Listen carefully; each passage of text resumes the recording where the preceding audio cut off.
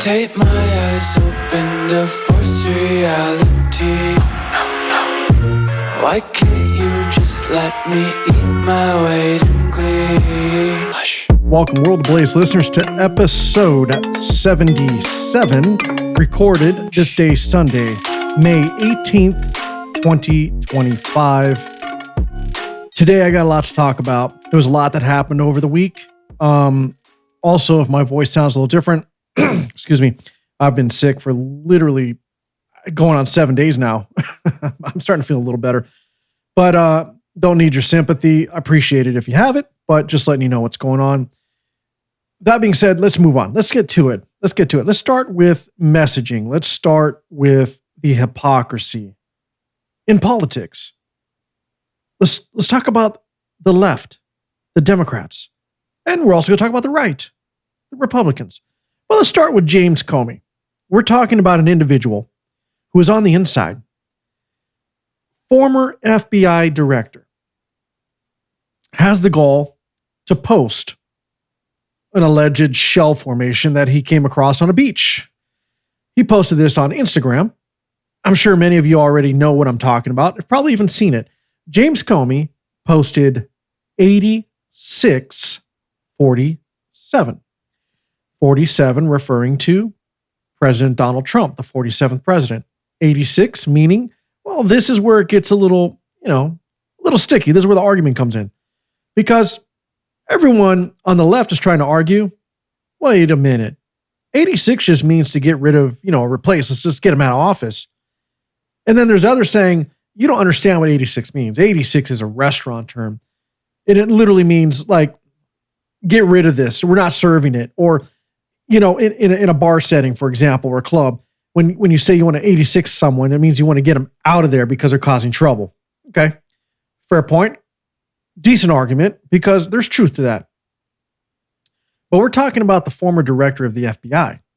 You see, 86, forever in my mind throughout my lifetime. And I'll agree. Listen, I worked in a restaurant. I was a waiter. For 2 years, well, 2.5. And I'm going to say that I absolutely knew what 86 meant in a restaurant setting. Okay. You see, context matters. Messaging matters. And the way you deliver the message has a whole lot to do with meaning.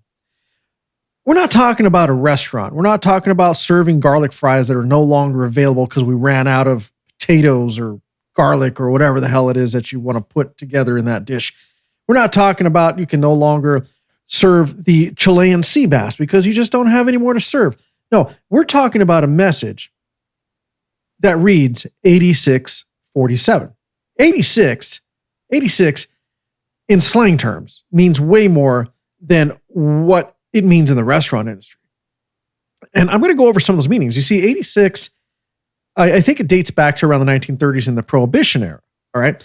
Now, there are many meanings for this, but in slang terms, in gangland terms, in mafia terms, 86 means to kill someone. And get rid of in gangland and mafia terms means to kill someone.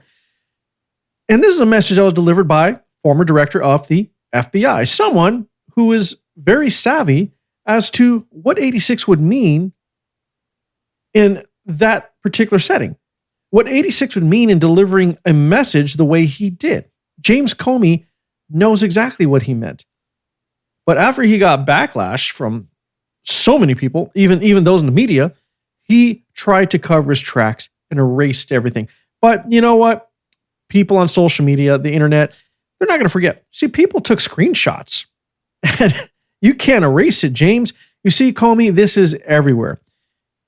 And what you did was very irresponsible. Now, I've had so many people tell me that I'm way out of line, that I have fake rage. One particular, I don't even care if I call him out, Mr. John Podcasting, whatever he wants to call himself, Deviant Lounge. You probably don't know who he is, but I'm just saying, look, for the most part, he's an intelligent guy. But for some reason, he had to get into it with me. Plain naive, as if he didn't know 86 meant what it meant, trying to tell me that I have fake rage, etc. First off, I want to make it very clear. I don't have rage about this. I have concern. You see, I have concern when you have people who are high up and we're talking about a former director of FBI who intentionally make a statement using a subversive message, one that maybe could easily be taken multiple ways, but one that clearly, for those who don't want to turn their head and ignore the actual message and try to explain their way out of it just so they can, make their leftist Democratic hero look good. The reality is he knew what 86 meant. He is someone who ran in those circles. He was close to the criminal underworld because he fought the criminal underworld. That is what he did. That was his job. That's what he was supposed to be doing anyway. So he knew exactly what 86 meant. Let me go over some of the meetings. See, a few searches. Now you can go to the Oxford Dictionary that will give you one meaning. You can go to many. There's also the Urban Dictionaries. There's the slang, the slang meanings for these things that you can look up. As someone that I will just tell you outright right now, who grew up in areas that were pretty much infested with gangs, gang members.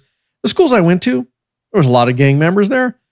And I got to know, some of these people. Now, I was never in a gang myself, but listen, I know the lingo. I know the talk. I know what it means. And furthermore, anybody who wants to make this argument that you're not living in reality, like normal people doesn't know that 86 means to kill someone. Listen, how big is the true crime genre? How big is the mafia lore that is out there? How many people watch mafia documentaries that want to know about the old school days of the mafia, the five families, etc.? Want to know about Al Capone? I mean, are we really trying to say that we don't understand what 86 means? Like gangland culture, not just mafia, not old school gangs, but even just, what we consider modern gangs, Crips, Bloods, whatever, MS-13, cartels. It's ingrained in our society. It is a big part of rap music. It's a big part of most any music. It's a big part of movies. The most entertaining movies are those about, the FBI, DEA, whatever, bringing down the cartels, the gangs, etc., or those that were based on old, allegedly true mafia stories. You're going to tell me that you're just going to get out there with a big broom and just sweep that aside and act like that never existed? Like you walk through life with blinders in American culture and society and never, ever once was exposed to the meaning of 86 as it relates to the criminal underworld or its slang term, which means to kill someone. You're really going to try to make that argument. You're going to really play dumb, right? Okay. Look, you can try, but I'm not buying it. And the rest of America isn't buying it. But let me read through a couple of possible meanings. So this was put together, compiled, and then AI did a little organizing. And I'm going to read through some of it. And you have every right to fact check me, but you're going to find that your fact checks are going to back up what I'm saying. So let me just go down this list. 86 or 86ing is a slang term that has various meanings, just as I said, often referring to getting rid of something or someone. Now, there's where the argument comes in. Well, getting rid of doesn't literally mean to get rid of, like kill. It just means, get rid of them, get them out. Sure. Former FBI director, that's exactly what he was thinking when he said that. That guy, James Comey, that dude. Right. Okay, so continue reading. In some contexts, it can mean to refuse service, remove something from a menu, or even be used as, just as I said, gangland slang for killing someone. You don't believe me? Listen, everybody, you can just Google this and just look up like urban or slang meanings of 86. It'll just come right up. Go ahead. But here's a more detailed breakdown. So, as I said previously, yes, it was in the restaurant industry. So the restaurant industry, the meaning of 86 is that an item is sold out or no longer available, or even to refuse service to someone. So anyone who's like belligerent, difficult, whatever, you can just say, "Hey, that 86, this guy, we're not gonna deal with him." But let's get to the slang term. More generally, 86 can mean to discard, reject, or get rid of something or someone. Gangland slang. In some circles, right. Let's say in all circles when it comes to criminal underworld. But anyway, 86 is used as gangland slang for, you guessed it, killing someone. And of course, the origin of the term is debated, with theories including rhyming slang for nix, which also means to cancel. A code used in restaurants where 86 meant we're out of it, which I know for a fact that's what that means. Oh, and this one's interesting, a reference to standard grave dimensions. That's right, which also refers to killing someone. So this reference is to standard grave dimensions, which are 8 foot long by 6 feet deep, which were also 2.5 feet wide, by the way. So 8 by 6, 86. And then it's also a term related to Prohibition era speakeasies where patrons were 86'd or kicked out before police raids. So again, we're talking about the former director of the FBI posting pictures with a message, a very clear message of 8647. And while the leftists, the hardcore Democrats, the people who have TDS so bad that their TDS has TDS, Trump deranged syndrome, they are just trying like hell to make it seem like people like me who understand what 86 actually means are crazy. We're not even being serious whatsoever. We're just taking an opportunity to look like we really care, and we're just full of rage and hate. All of a sudden, we're going to stand up for the Republican Party or MAGA or whatever. Look, I'm not even a MAGA person, period. I'm a conservative. I just don't side with the far left. They're loony. I'm sorry. You guys are. You're crazy. I'm not going to change my opinion on that. But just to remind everybody why this message was so bad, why messaging matters. See, how you deliver the message and who delivers the message matters. Now, if this was a chef who said 8647, if this was a teacher that said 8647 or, anybody, it wouldn't mean as much, but we're talking about a former director of the FBI. We're talking about someone whose career was in law enforcement fighting criminal organizations. Yeah, that matters. It matters. That comes across different. But let me remind everybody why this is important. You see, they're saying, oh, nobody ever advocating for actually killing President Trump. And this is no way what James Comey meant, really. Remember all the social media posts that were going around, last year, even a few years back, about supporting the possible killing or assassination of President Trump?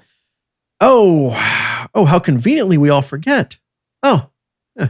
And what's crazy is because of that messaging, see, messaging matters, stick with me here, because of that messaging and how that came across, most social media platforms took those posts down. In fact, it's hard to find those posts. But the internet is forever, as they say. And so all I had to do was a few searches. And I'm going to read a few things from news articles that, didn't disappear. And here's one dated from 2017, just the year into President Trump's first term. Here we go from Mashable, 2017. Headline, over 12,000 tweets are calling for Trump's assassination. Wow, really? This never happened though, right? The left, the Democrats never ever called for violence or for killing President Trump. So this 8647 message by James Comey, we're just taking it out of context. We're no way really reading this correctly. We're not reading the room right. We don't understand what he really meant. No, you're taking this out of context. You're crazy. You're over the top here. 2017, 12,000 tweets are calling for Trump's assassination. I'm going to read a little bit. It says, in the 12 days since Donald Trump took the oath of office, and only 12 days in, a steady stream of social media posts have called for the new president's assassination. Interesting. Never happened though, right? 8647 message, totally out of context. Right. Okay. Look, I know that was just one article. You're probably not going to rest on those laurels, right? You're not going to take that for enough proof, I'm sure. Okay, USA Today, July 18th, 2024. People across the nation have lost jobs after posts about Trump shooting. Oh, and one of the famous ones here, Kyle Gass. Yeah, that's right. Member of Tenacious D. Huh. Interesting. Let me read a little of this one.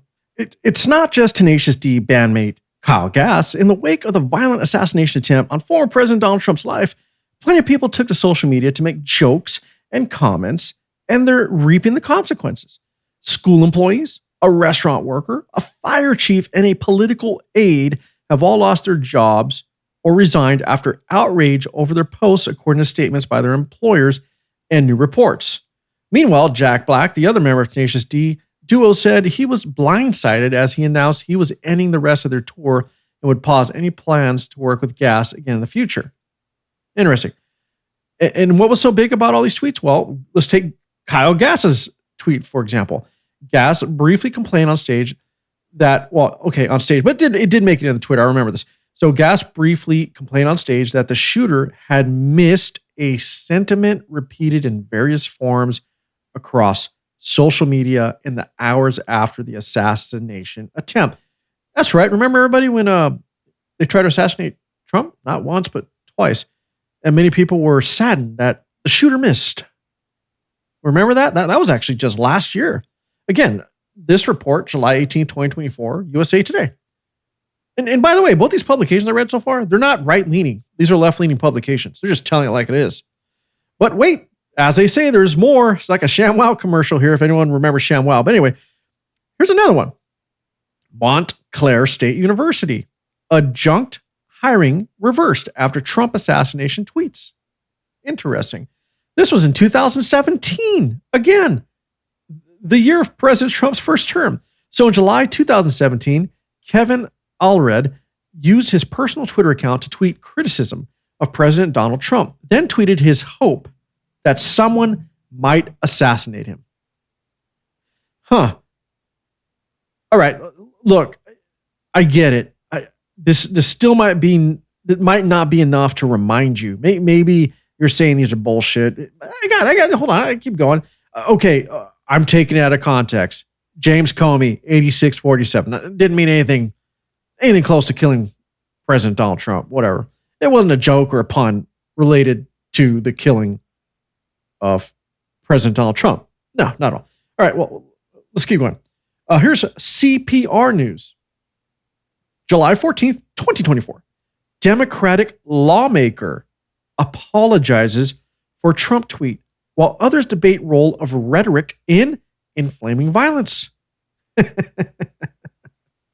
As lawmakers in both parties and the political world react to the attempted assassination of former President Donald Trump, a Colorado lawmaker is apologizing for his tweet on the night of the shooting, stating, "The last thing America needed was sympathy for the devil, but here we are."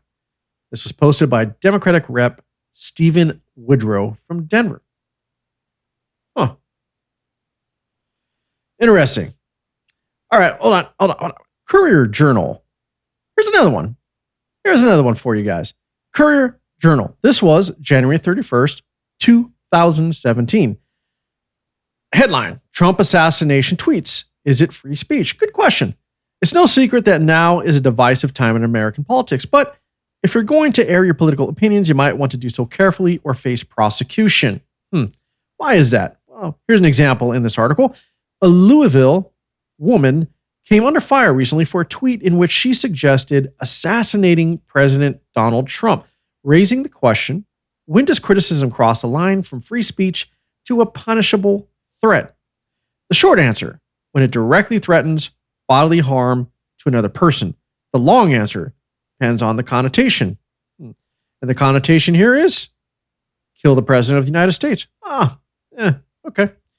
So 8647, James Comey's message on Instagram, I am just taking out of context and I'm just fake raging and yeah, I'm just full of shit, I guess, right? Yeah.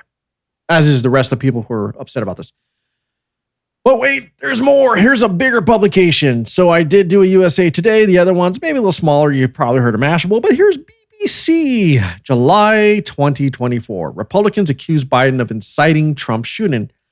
And why is that? Well, a group of Republican lawmakers are blaming U.S. President Joe Biden, claiming his campaign rhetoric led to the attempted assassination of Donald Trump. As of Sunday, nearly a dozen lawmakers have pointed fingers at Mr. Biden and Democrats at large for the shooting Saturday evening at the former president's rally in Butler, Pennsylvania. Many are pointing to a comment Mr. Biden while on a private phone call with his donors last week. According to Political, Biden said on the call, "I have one job, and that's to beat Donald Trump. I'm absolutely certain I'm the best person to be able to do that. So we're done talking about the debate. It's time to put Trump in a bullseye." Okay. So, I mean, I can keep going, but I think I painted this picture pretty well here. I think I did. And I brought up the past, just to remind you that the left did call for violence. The messaging against Donald Trump has consistently been about assassinating him, killing him, or supporting the thought of him just suddenly dying. And former FBI Director James Comey has the balls to post a subversive message with the connotation of, let's be honest, killing President Donald Trump, hence 8647, on Instagram, and thought it was, it's all in good fun. It's a joke when it really wasn't, and he knew it wasn't, which is why he immediately took it all down. He didn't stand behind it or defend it. He just said, oh shit, I better get rid of this.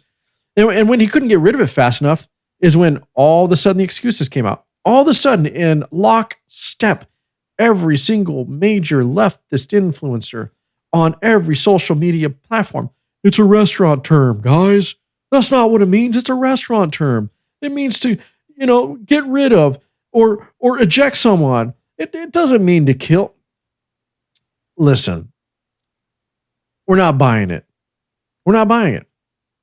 The people on the far left, I don't want to say left because there's good people on the left that they get it. They just don't agree with everything that the right, that the right wants to push and put into play. I get it. You don't have to be all the way over. But when you're the far left and you're defending this, you don't have an argument. You don't have a leg to stand on. You're in the wrong, period. Okay? And me, I'm not a leftist at all. But I'll tell you what, I'm not here wishing for the death of a Democratic president. I have never stated or said that we should kill a president, whether they're on the left or the right. They are the president of the United States of America, and you better damn well respect that office. You can disagree with them. You don't have to like them as a person. You don't have to like the message. You don't have to like anything about them as a person, as I just said. Like, as an individual, you don't have to agree, get along, shake hands, smile at them, anything. But you better respect the office. You better respect that position. And you better understand the message. And you know what's sad is the people on the far left, they do understand the message. They understand very well what 8647 meant.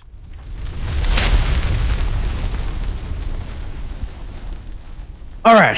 So moving on and sticking with a little bit more Trump hate, the anti-Trump rhetoric, I want to bring up something about deportations, immigration, how this works, because there's a lot of confusion. You see, the Supreme Court, they stated, now they didn't say President Trump his administration can't deport people. But what they did order is that, well, you know what? You guys need to give these people a little bit more notice. That way they have a little bit of time to object to the deportation. What? All right. And everybody that is again, I'm going to say everybody that's on the left because it is. No, there are some people on the right that don't agree with the way President Trump is handling things. They don't. And, a lot of those people who are conservative may be stuck between a rock and a hard place because you may have family who are actually illegal immigrants, but you're also conservative. Now, you don't have to always back your team and agree with everything that the team that you're backing wants to push or wants to play. I mean, you can play reluctantly. And I understand that, for those people who are in the position that, hey, I got a relative that's an illegal immigrant, they're a good person, their family, I don't want to see them get deported. But listen, law's the law, man. That's it. Law's the law. It's just what it is. And this whole ruling with the Supreme Court doesn't really mean anything. You see, everybody who's claiming that the Trump administration, the way they're handling these deportations, is unconstitutional and against the law, how dare they? Yeah, all well and good. Except for if you go to usa.gov/deportation process, it explains the deportation process. Actually, I'm on the webpage and I'm going to read it to you. It says, understand the deportation process. Interesting. And while I'm talking about process, you see a lot of the argument that the people on the left or the never Trumpers are saying is that these people aren't even given due process. Yeah. All right. First off, before I even get into what the explanations are and how this process works, as stated on the USA.gov website itself, I'm going to say that many of these people that you see that are getting deported, that are claiming that, oh my God, why are you suddenly separating families? Why are you doing this? What, this person's been here for 35 years. And well, the reality is the people they're going after are still illegal immigrants. See, there's many ways that you could be an illegal immigrant. You may have had a visa in good standing at one time, but it ran out. You didn't get approval to stay here. And the reality of the situation that everybody is seeing all over the news and on social media is the people they're going after were already ordered to leave. Most of these people were ordered to leave. They were already given court orders to self-deport. Now, some have made the argument, and this is a good argument, by the way. Well, if they were ordered to leave, to be deported, then why did the courts let them go and not arrest them and deport them? Well, I'm going to get to that. I'm going to read that from the USA.gov website. But the reason is because it depends on the circumstances of the individual. For example, if they're a known criminal with a criminal record that entered illegally, or just blatantly entered illegally and were already found to be so, you see, there is an expedited process also. But anyway, those people can be ordered to be deported immediately, and then they would be arrested and deported. There's also circumstances, since we're talking about due process, that they can be deemed to be deported without even going to trial. Again, depending on who this individual is, their criminal record, etc. And there are also cases where if they go before a judge and it's deemed that, you know what, you can't be here, you're going to be deported, they don't always necessarily arrest you. Because if you're a good person, if you don't have a criminal record, you just are here illegally, maybe your visa ran out, whatever the case is, they're going to say, look, we're going to give you a date that you have to report. And on that day, you're going to be deported. Or you have the option to self-deport. And many people who get that order never do either. They don't self-deport and they don't check in. And they just roam around for weeks, months, years, whatever the case is. And a lot of these people are the ones that are being caught up with by the law and are being deported. And people are losing their minds over Homeland Security. ICE actually just, enforcing the law. Strange, right? But here we go. USA.gov. Understand the deportation process. Deportation is the process of removing a non-citizen from the U.S. for violating immigration law. The U.S. may detain and deport non-citizens who, and again, let me read it again. The U.S. may detain and deport non-citizens who participate in criminal acts, are a threat to the public safety, or violate their visa. All right. Reasonable. That's what we assume it is, right? That's what we're always taught. So, all right, that makes sense.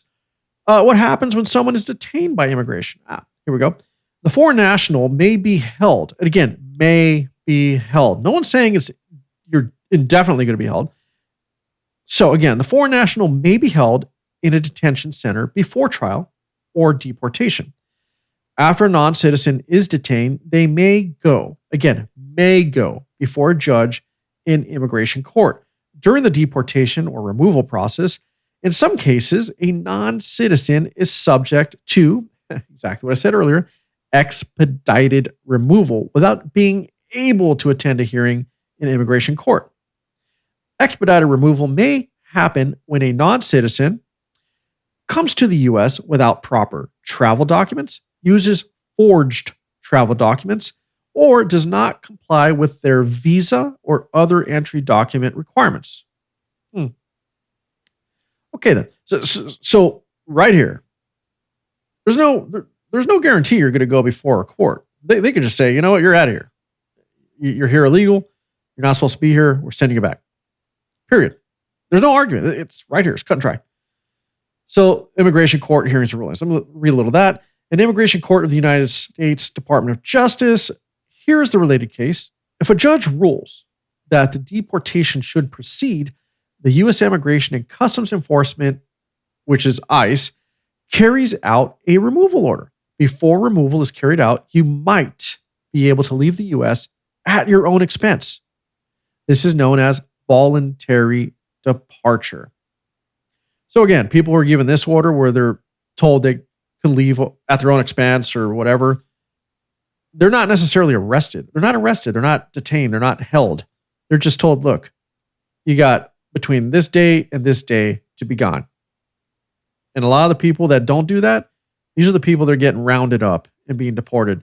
These are the people that you're seeing on the news. Aside from, known criminals who have entered illegally and have criminal records and are in, they're now deemed terrorists. So I could say they're part of terrorist organizations, right? Like gangs, MS-13, we're talking about cartel members, etc. So, getting rid of terrorists. Now, in those cases, immediately gone. You're arrested, you're detained, you're held, you're deported. That's it. You're not given the chance to do it on your own. Now, you can get an appeal. And here's what happens if someone is deported. So the majority of removals are carried out by air at U.S. government expense. Others may use a combination of air and ground transportation.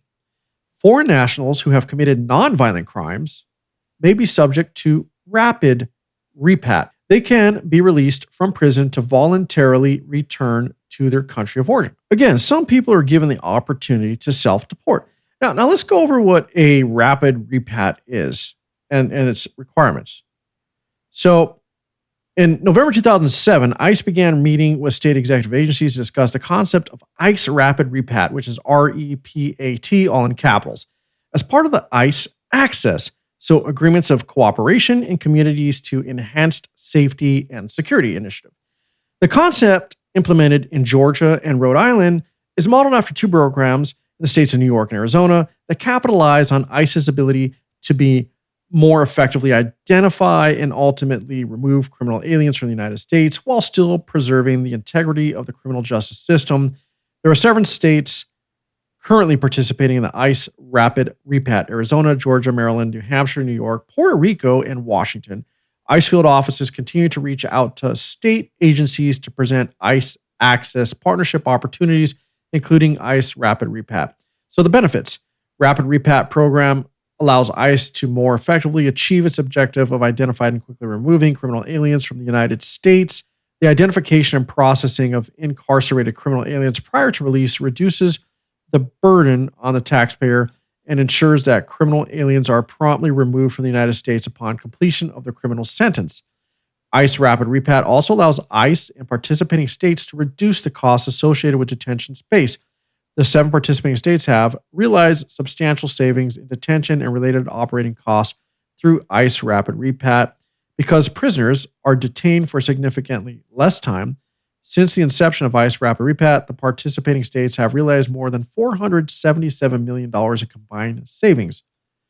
Okay, so this whole program also, under this eligibility, a criminal alien is at least 18 years of age. Criminal alien is not a native or citizen of the United States. Criminal alien voluntarily consents and agrees to participate in the ICE rapid repat. Criminal alien is in prison pursuant to final conviction of an eligible non-violent offense. Participating state certifies that removal of the criminal alien is appropriate and in the best interest of the state, and the criminal alien has exhausted or has freely and voluntarily waived all administrative and judicial appellate rights to contest the alien's criminal conviction. Criminal alien agrees in writing to fully cooperate in obtaining a travel document, and criminal alien has been advised that re-entry into the United States requires his or her return to participating state's custody to serve the remainder of the sentence, and that he or she may be subject to prosecution. So they're not going to be necessarily prosecuted or thrown in jail. They're given the opportunity to accept being deported rapidly. Like you're not going to go through the whole process, the trials, whatever. If you're going to admit and accept that you're a criminal illegal alien or an illegal alien, and you're not supposed to be here, you go, yeah, okay, look, I'll play ball. I'm out. I'm good. All right, there you go. So there's that. So I know that was very wordy. I'm sorry. I know it was very wordy. There was a lot of information. It was a lot of rapid fire coming at you. But I have to say that it's gotten to the point where can we end the stupid? Can we end the stupid?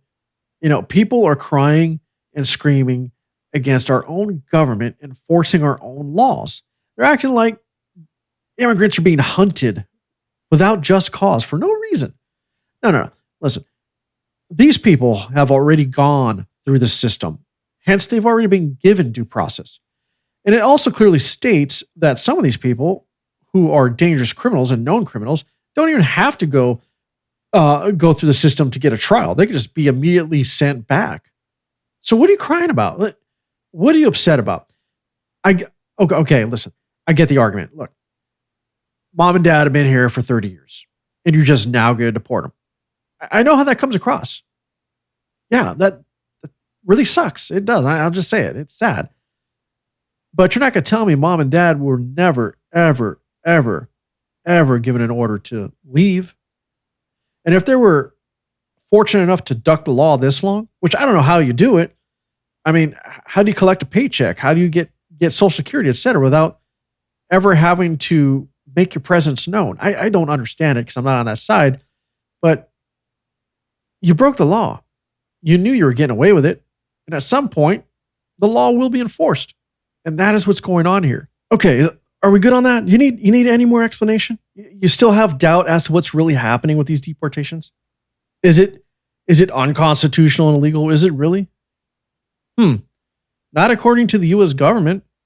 Not according to the USA.gov website. Not to laws that have been in place for eons. I'm sorry. Just because you've been getting away with it this long and been going on, living undetected doesn't mean that you're not eventually going to have the law enforced against you. It just might be your time. That's just how it works. All right. I want to move on to something else here. I hear a lot of people lately talking about the woke right.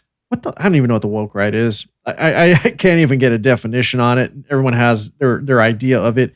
And I think it just has to do with what they call people on the right who have basically become like the far left, like they've gone too far off the rails. They let their wind go to their head, in terms of, winning the presidency, the majority of Congress, et cetera. Okay. Fair point, right? I think there is definitely a part of the Republican Party or the conservatives that have definitely gone a bit off the deep end. And I think they need to rein it in and realize that you need to take full advantage and opportunity of your win. And what you should be doing is concentrating on doing exactly what MAGA means. Now, again, I said I'm not a MAGA guy because MAGA has many meanings to many people. But I like what the statement of MAGA is. I really do. Make America great again. That is what conservatives, Republicans in office should be doing. Not doing exactly what got the left booted out of office in the first place. You see, the right is kind of becoming the left. It's really concerning. Here's a video of conservatives conservative women, people of the right. Now, they're not necessarily wearing MAGA hats. They're wearing Make Freedom Great Again hats, but they're red. They're wearing red. They're conservatives. They're Republicans. And they're choosing to make a video of them dancing and miming to a song. I'm going to play it. You can't see the video, obviously, but you're going to hear the music and I'll commentate. So, all right. First off, this lady's coming out. These two blonde ladies are acting like they're actually rapping to this. And, they're miming, they're singing, doing hand gestures. And here they are with a large crowd now jumping up and down. What in the hell is going on? Seriously? And then we have these large X accounts out there going, MAGA is taking over. MAGA is fire. Look at this. MAGA is better than the left. You're doing the exact same fucking thing, you idiots. Are we turning into the party of feelings and joy? What is this bullshit? You should be concentrating on doing what everybody voted you into office for, which is making America great again, putting America first, doing what's right by the American citizens. Don't think that you've won the race. Look, Trump has, a 4-year term, and when he's done, he's done. What's next? We're either going to remain in office, the Conservative Party, with hopes of J.D. Vance taking over, or you're going to lose sight of why you're really there, and you're going to do this bullshit, dancing around and skating around and acting like you could do no wrong, and you're going to get replaced. And Lord knows we don't need who the Democrat Party or the DNC is considering for the 2028 presidency. We really don't need AOC in office. Could you imagine AOC? This person won her congressional district by literally, I think she went against a pet rock or something. I mean, she didn't really have any opposition. Like, what are we talking about? Do you really want to lose your control and your opportunity to AOC? Really? Because you're now doing the stupid shit that the left did? The same stuff that even the Democrat Party themselves couldn't stand anymore? You're going to give people like AOC or even Jasmine Crockett, the racist congresswoman? Yeah, that's right. I said racist because she is. She's absolutely racist. She's a racist race hustler. And yeah, I said it. That's right. Want to say it again? She's a racist race hustler. You don't believe me? Look up any of her posts and speeches. Tell me you agree with what she's saying. Tell me what she's saying isn't divisive and trying to separate people. I dare you. I dare you to. You know what? Go ahead. Send me a message. Leave comments on this episode in whatever podcast app you're listening to it in. Go ahead. Prove me wrong. You're not going to. So, conservatives, let me get back to this. Get your head out of your ass. Get your head out of your ass. This isn't time to celebrate. This is time to dig in and get to work. Make right by the American people. Don't fall prey to this bullshit. All right?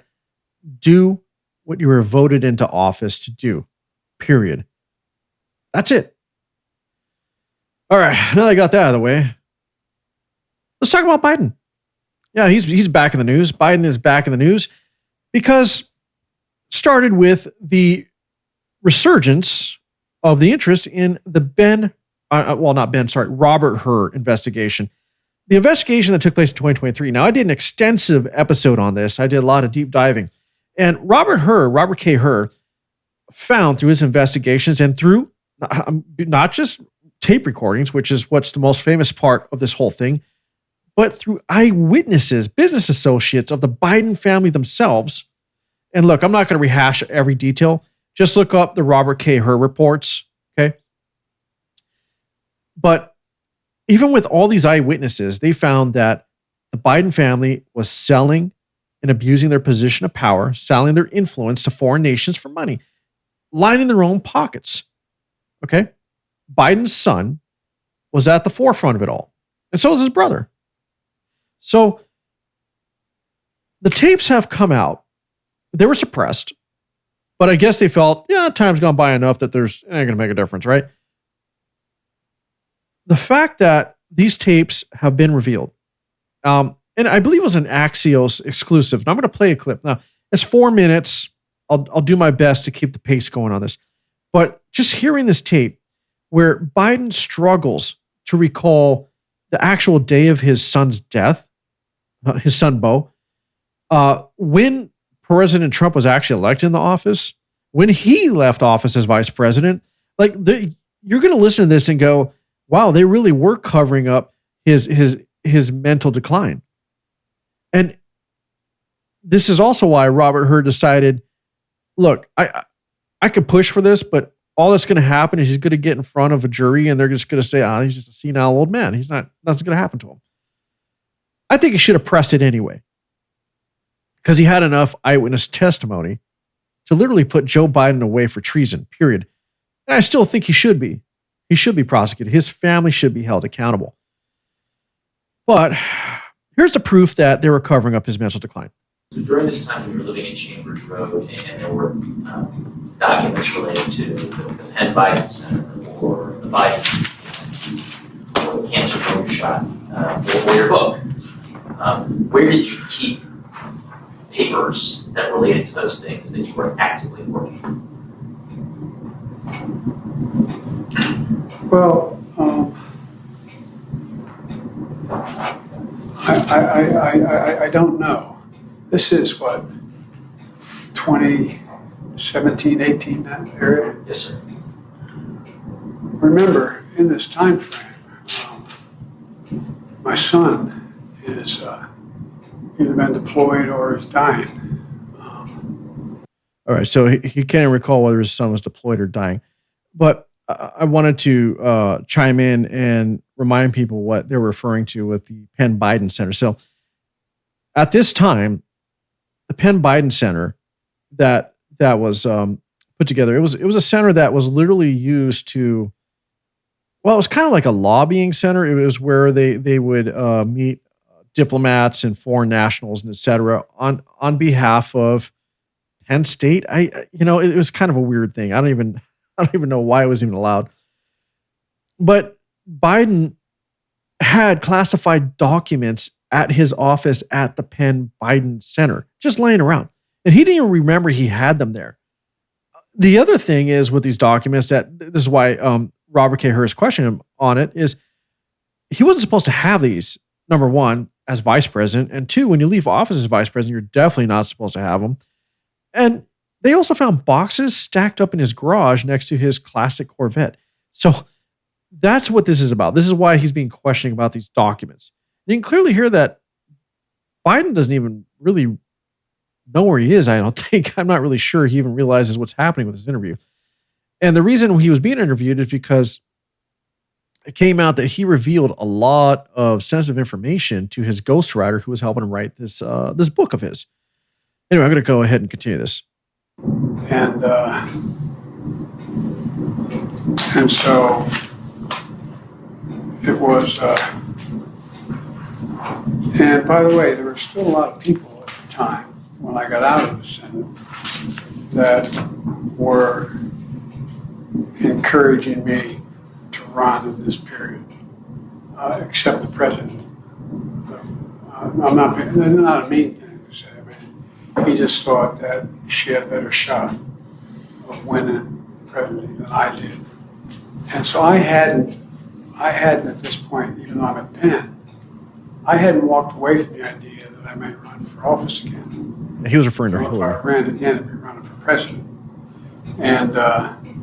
And so what was happening though, what month did Beau die? May 30th, 2018. Was it 2015 he had died? 2015. I think it's 2015. Or I'm not sure the months, but I think it was. Yeah. All right, important here. So he can't recall when his son Beau died. Earlier, he stated that the period in which the documents that he wasn't supposed to have were in question was 2017. He stated that in that period, that is the time that Beau was either deployed or dying. But here we are in this interview where people back up Joe Biden by reminding him that his son died in 2015. He clearly can't recall events or sensitive dates whatsoever. This is looking more and more like the Democrat Party literally covered up his cognitive decline to try to keep him in the race because they didn't really have anybody else to run against Trump, which was clear when they put Kamala Harris in. And she was a disaster with her word salad and no real history of accomplishing a damn thing. She never even visited the border as the borders are. That today, to this date, they still denied she ever was appointed. But I have plenty of articles that support that. I won't get into it now, but I have an old episode where I even went over all that. So I think some of you guys are just going to have to go through my back catalog and search for this stuff. But Biden's cognitive decline was intentionally covered up.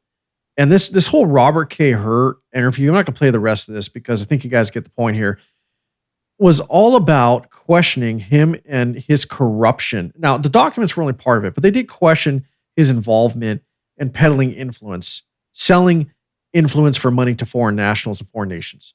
That's what this was really about. Hence why he is a traitor.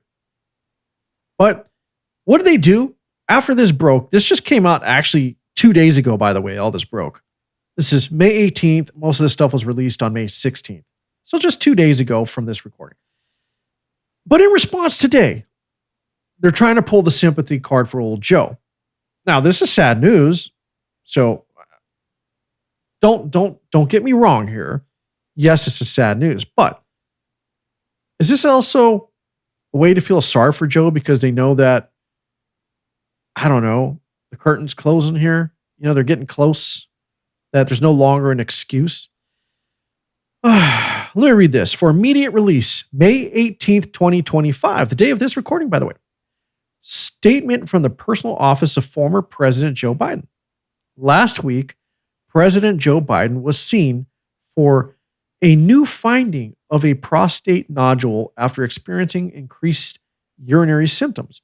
On Friday, he was diagnosed with prostate cancer, characterized by a Gleason score of 9, grade group 5.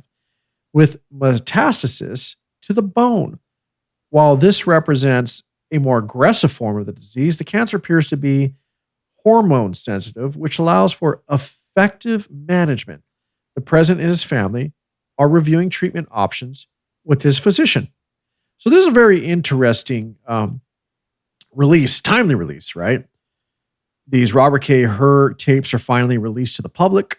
People can hear that there was an obvious cover-up in his cognitive decline. And we're talking about a former president. Joe Biden was, I mean, it was just only months ago, like 3 months, 4 months, whatever. I'm sorry if I didn't recall that correctly. Time is just flying for me this year. But anyway, it was pretty recent, right? And the president has the best medical care in the damn world. They will detect a fucking gnat on your ass from within your pants 5 miles out before it bites you. Like, do you understand the president of the United States has the best medical care? He's examined, he's looked after, cared after. They'll even drug this person up to make sure that he could attend meetings and look alert. Look, the claim that they suddenly found this cancer is bullshit. It's either they've known about it and have covered it up, or this is a made-up story. Now, I don't want to say it's a made-up story because I can't imagine Joe Biden himself or his family going so low as to claim cancer for sympathy because of what's going on with the Robert K Hur tapes being released, and now everybody questioning whether or not he was ever fit for office in the first place. That whether or not his administration and the Democratic Party were covering up his mental faculty. I don't want to believe that, neither does the rest of America. But it does beg the question, right? It is a timely release in terms of this report. So, and it also says that, well, look, the cancer appears to be hormone sensitive. So, you know, we can manage this. It's almost like they're giving him an out. It's like, hey, feel sorry for the guy. He's old. He's got cancer. Like, come on, feel sorry for him. He'll get over it. We can manage this. It's not that bad. Not that bad. It's grade group 5, but we can manage this. Interesting. Now look, let's just say he has cancer for real, and I want to believe that this is not a made up story. By the way, I really do, because I'm not that person. I want to believe this, and I'll say, like, straight up, I'll just say, like, I don't wish the guy to die of cancer. Why would I do that? I'm not like the leftists. I'm not calling for the death or killing of a president or even an ex-president. But this is what I am going to say. Mr. Joe Biden, I wish you a speedy recovery. I really do. And you know why? Because the sooner you get over it, the sooner we can go after your ass and prosecute you for treason. Well, since I am on the topic of corruption, cover-ups, and treason, etc., let's talk about Epstein, because it's come out in an interview with Fox, an exclusive, that the director of the FBI, Kash Patel, and the leader of conservatism himself, Dan Bongino, remember, ex-Secret Service agent, turned deputy director of FBI, a guy that walked away from what is said to be a $5 million a year income with a very popular podcast, the Dan Bongino Show, and who's to say he'll never come back to it, but they're suddenly saying, after all of this time, by the way, before Kash was in charge, before Dan Bongino became deputy director, on Dan Bongino's own podcast, almost every other damn day when this Epstein fiasco was going on, he claimed that Epstein did not hang himself. He did not kill himself. There's no way. He was silenced. He was killed. Someone got to him. Dan Bongino said this repeatedly on his show, in his tweets. Kash Patel, same thing. But here we are. Did someone get to Dan Bongino and Kash Patel? Like, what's going on here? What made them turn from Epstein didn't kill himself to this? You said Jeffrey Epstein committed suicide. People don't believe it. Well, I mean, listen, they have a right to their opinion, but as someone who has worked as a public defender, as a prosecutor, who's been in that prison system, who's been in the Metropolitan Detention Center, who's been in segregated housing, you know a suicide when you see one, and that's what that was. He killed himself. You want me to? I've seen the whole file. He killed himself.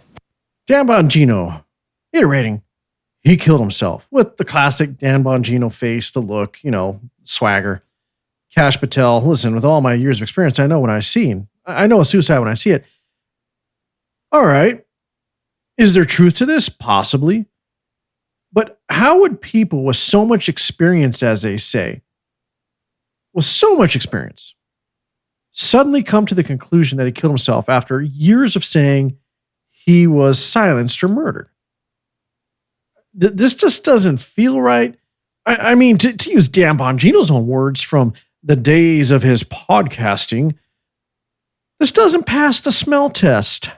No, it really doesn't, though. It really doesn't. Did someone get to them? Did someone get to Dan and Kash? Are they on the insiders circle in the good old boys club now? Are they protecting themselves? Were they threatened? What's really going on? This is so unbelievable. It's ridiculous. Is the right now turning into the left? How are we to believe that Epstein killed himself? Really? Listen, I'll talk to Dan Bongino directly right now, and Kash. I'm talking to both of you directly. If this is the case, release the evidence. Make it public. Release all the investigatory work that went into his alleged suicide. All the photos, everything that had to go with it, everything that you two did in your investigation, make it public. Make it all public. Let the public determine whether or not this is believable, whether or not we should believe you two. Because as Dan Bongino has said in his podcasting heyday himself, this doesn't pass the smell test. It just doesn't. All right, everybody, that is the show. Thanks for listening.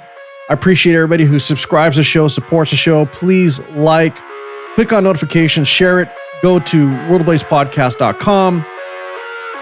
Have a great day. I wanna taste your content, hold your breath and feel the tension. Devils hide behind redemption. Honesty is a one-way gate to hell.